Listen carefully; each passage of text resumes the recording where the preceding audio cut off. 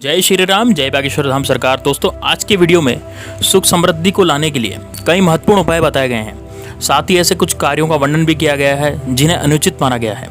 आधुनिक जीवन शैली में हमारे जीवन में कई तरह के बदलाव हुए हैं। इसी कारण लोग अपनी संस्कृति को भूलकर कई प्रकार की गलत आदतों को अपना रहे हैं, जिसका असर उनके जीवन पर पड़ रहा है। पहले के ज़माने में लोग जमीन पर बैठकर भोजन करते थे, जिस कारण उनके शरीर की और पृथ्वी और ऊर्जा का मिलन हो जाता था, जिस कारण से वे स्वस्थ और बलशाली होते थे। आजकल ये देखा गया है कमजोरी आम सी बात हो गई है। प्राचीन ग्रंथों में खाना खाते समय कुछ नियम बताए गए हैं जो हमें ध्यान रखने चाहिए। यह नियम वैज्ञानिक दृष्टिकोण से भी बहुत सही साबित हुए हैं। तो आइए दोस्तों, जानते हैं ऐसे कुछ वास्तुशास्त्र के नियम जो भोजन करते समय हमें कौन सी बातों का ध्यान रखना चाहिए।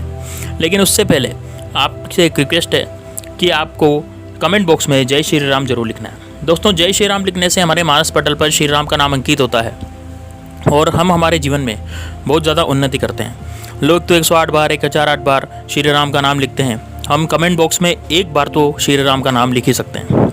ऐसा करने से आपके मानस पटल पर श्री राम का नाम अंकित होगा और आप जीवन में बहुत ज़्यादा सफलता प्राप्त करेंगे और आपके जितने भी बिगड़े हुए काम हैं वो सब बनते हुए चले जाएंगे। दोस्तों, पहला ये उपाय है कि रसोई घर, वास्तुशास्त्र के अनुसार रसोई घर को बृहस्पति ग्रह का प्रतीक माना गया है। दोस्तों, स्नान घर शौचालय के ऊपर या नीचे कभी भी नहीं बनाना चाहिए। रसोई घर को शौचालय के ठीक सामने भी नहीं बनवाएं। यहाँ तक कि स्नान गृह और शौचालय की दीवार एवं भोजन कक्ष की दीवार भी एक दूसरे के साथ नहीं लगनी चाहिए। यह बात भी ध्यान रखें कि रसोई घर का दरवाज़ा कभी भी शौचालय के दरवाजे के ठीक सामने नहीं हो। इससे शौचालय की सारी नेगेटिव एनर्जी अर्थात नकारात्मक ऊर्जा भोजन कक्ष में प्रवेश करती है, जिसका असर आपके स्वास्थ्य पर पड़ सकता है। नंबर 2, भोजन करते समय दिशाओं का ध्यान रखना आवश्यक है। पूर्व या उत्तर दिशा में मुख करके भोजन करना सर्वोत्तम माना गया है। यह सर्वोत्तम दिशा मानी गई है। इससे मनुष्य का स्वास्थ्य ठीक रहता है और देवी देवताओं की कृपा बनी रहती है। दोस्तों, दक्षिण दिशा की ओर मुख करके भोजन करने से यश, मान सम्मान की प्राप्ति होती है और पितरों का आशीर्वाद मिलता है। परंतु जिन लोगों के माता पिता जीवित हैं, उन्हें दक्षिण दिशा में मुख करके कभी भी भोजन नहीं करना चाहिए, बल्कि उन्हें अपना मुख पश्चिम दिशा की ओर करना चाहिए। वास्तु के अनुसार दक्षिण और पश्चिम दिशा के मध्य दिशा की ओर मुख करके यदि आप भोजन करते हैं तो आपकी पाचन शक्ति कमजोर हो जाती है और पेट की बीमारियों से आप ग्रसित हो जाते हैं।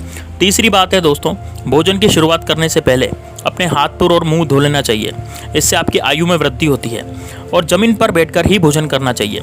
जमीन पर बैठने से पृथ्वी और जल तत्व का मिलना स्वास्थ्य के लिए उत्तम होता है। इससे सिर में ऊर्जा का प्रवाह अच्छी तरह से होता है। साथ ही ये मन को भी शांत रखता है और क्रोध का नाश करता है। अग्निकोण यानी दक्षिण पूर्व दिशा की ओर मुख करके भोजन करने से यौन संबंधी बीमारियां हो सकती है।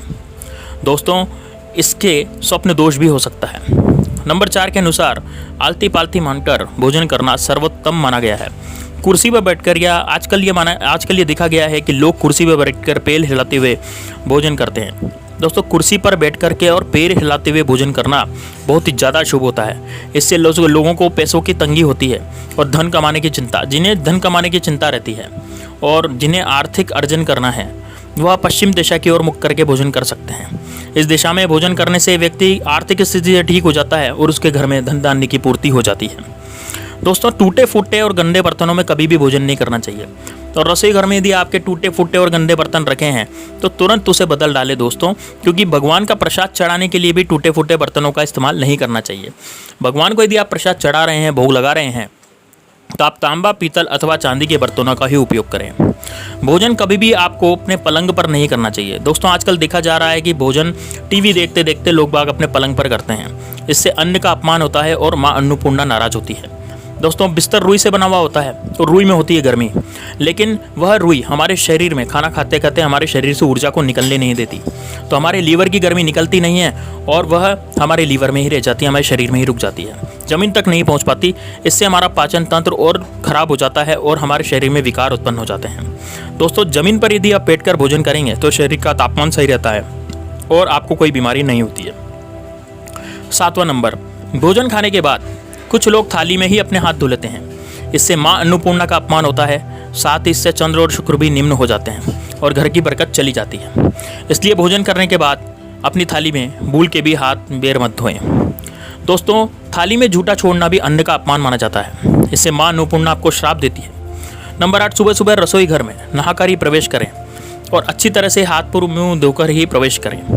यदि आप नहाना संभव नहीं है तो आप हाथ मुँह धोकर तो रसोई घर में प्रवेश करना चाहिए। चूल्हा जलाने से पहले माँ अन्नपूर्णा का स्मरण करें और चूल्हे को नमस्कार करके ही भोजन बनाने की शुरुआत करें। नंबर 9 है दोस्तों, रसोई में यदि हल्दी, नमक और चावल, ये तीनों वस्तुएं कभी भी आपके रसोई घर में खत्म नहीं होनी चाहिए। दोस्तों, शास्त्रों में यह कहा गया है, यदि ये तीनों चीज़ें लक्ष्मी का घोतक हैं, यदि तीनों चीज़ें रसोई घर में समाप्त हो जाती है तो यह बहुत ही ज़्यादा अशुभ माना जाता है। दोस्तों, रसोई घर में पीने के पानी का घड़ा भी उत्तर दिशा में होना चाहिए। उत्तर पूर्व दिशा में आप इसे रखें या उत्तर दिशा में रखें। पानी का घड़ा हमेशा बराबर रहना चाहिए। इससे आपके जीवन में और आपके घर में धन धान्य की कमी नहीं होती है। भरा हुआ घड़ा सुख समृद्धि की ओर इशारा करता है। आरती के समय भगवान के पास दिया जलाने पर हम घड़े के पास भी दिया अवश्य जलाना चाहिए। दोस्तों, शाम के समय घड़े के पास अवश्य दिया जलाएं। सुबह शाम दिया जरूर लगाएं। इससे पितृ आपके बहुत ज़्यादा नाराज नहीं होते हैं। इससे पितृ आपको बहुत ज़्यादा आशीर्वाद देते हैं। खाना बनाते समय पहली रोटी गोमाता को दें, आखिरी रोटी कुत्ते को दें और प्रतिदिन उन्हें खिलाएं। ऐसा करने से आपके घर में कोई वास्तु दोष नहीं होता है।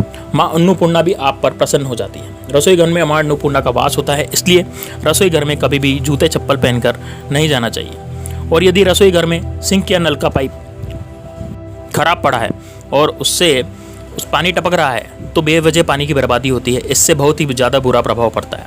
इससे धन का खर्चा बढ़ता है।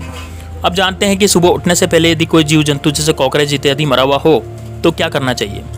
दोस्तों, जैसे ही आप रसोई घर में घुसे और आपको मरा हुआ कॉकरोच मिलता है तो आप इसे तुरंत उठाकर बाहर फेंक दें और उस जगह को अच्छी तरह से साफ कर लें और ईश्वर को यानी भगवान का स्मरण करें और भूल चूक के लिए क्षमा प्राप्त करें। दोस्तों, सबसे पहले हमारा ध्यान, यदि हम रसोई घर में घुसते हैं, एंट्री लेते हैं, तो हमारा ध्यान चाकू छुरी कैंची पर नहीं पड़ना चाहिए। ऐसा करने से परिवार में वाद विवाद बढ़ता है और परिवार में आपसी दुश्मनी बढ़ती है। तो ऐसा करने से हमें बचना चाहिए।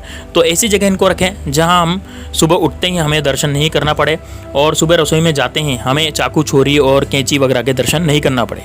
इनको अलग से रखना चाहिए। दोस्तों, सुबह उठते ही किन चीज़ों के दर्शन करना चाहिए, वह है हमारे भगवान श्री हरि विष्णु और माता लक्ष्मी, माता पार्वती, शिव शंकर, भोलेनाथ, इनके दर्शन सुबह सुबह करना बहुत ज़्यादा लाभप्रद होता है। दोस्तों, रसोई घर में कभी भी भगवान जी का स्थान नहीं होना चाहिए, क्योंकि रसोई घर में सभी प्रकार का खाना बनता है। तामसिक खाना भी बनता है, सात्विक खाना भी बनता है। यदि हम तामसिक खाना रसोई घर में बनाते हैं और उस घर में, उस रसोई में यदि हम भगवान को पधरा देते हैं, भगवान की मूर्ति रख देते हैं, तो इससे भगवान का अपमान होता है। माता लक्ष्मी इससे नाराज़ होती है और सभी देवी देवता इससे नाराज़ होते हैं, क्योंकि आप रसोई घर में तामसिक खाना भी बना रहे हैं। तो यदि आप घर में तामसिक खाना जैसे लहसुन प्याज भी आप बनाते हैं तो उस रसोई में कभी भी आपको भगवान को नहीं रखना चाहिए। भगवान का मंदिर उस रसोई घर में नहीं होना चाहिए। तो दोस्तों, इस बात का विशेष ध्यान रखें, यदि आपके घर में भी रसोई घर में भगवान जी का फोटो है तो, और यदि आपके घर में रसोई घर में लहसुन और प्याज आदि बनते हैं या कोई भी तामसिक खाना बनता है तो कृपया करके भगवान जी का स्थान वहाँ से हटा दीजिए, क्योंकि भगवान जी ऐसी जगह पर वास नहीं करते हैं। तो उम्मीद है दोस्तों आपको हमारी वीडियो बहुत अच्छी लगी होगी। कमेंट बॉक्स में जय श्री राम जरूर लिखना जरूर लिखें और इस वीडियो को व्हाट्सएप ग्रुप पर जरूर शेयर करें। ऐसा करने से आपके जीवन में बहुत ही धन धान्य की बढ़ोतरी होगी और माता लक्ष्मी का आशीर्वाद आपको बना रहेगा। तो मिलते हैं दोस्तों नेक्स्ट वीडियो में, तब तक के लिए जय श्री राम, जय बागेश्वर धाम सरकार।